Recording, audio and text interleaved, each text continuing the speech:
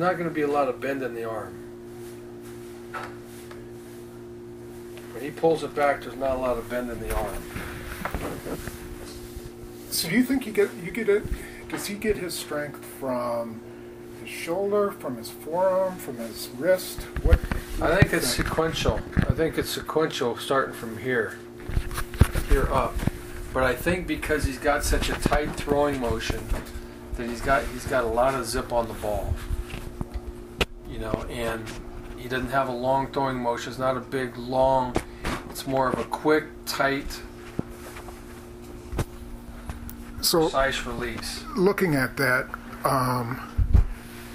what do you like about off the run? He's throwing off the run. He moved in the pocket.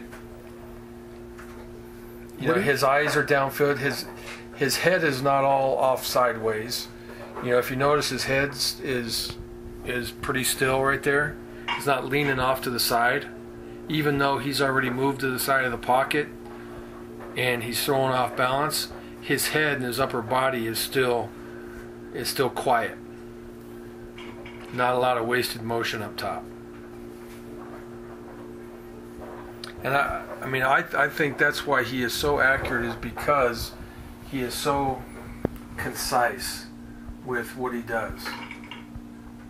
And obviously he knows where he's going with the football, but he's unbelievably accurate with how precise and tight he is. There's not a lot of wasted movement in anything that he does.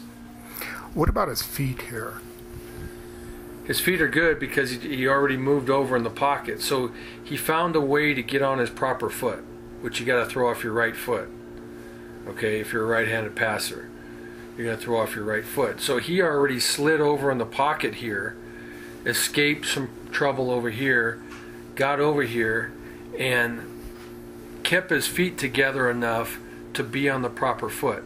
So his athletic ability and able to put his feet in a position to make accurate throws, I think is something that if you don't have the athleticism that he has to get your feet in the right position, you're not going to be able to make the type of throws that he makes. But because he is athletic with his feet, he has got awesome feet. You know, if you run that back, you'll see how his feet moved here, then he slid up, then he moved to the side, and then he ended up on the proper foot to throw.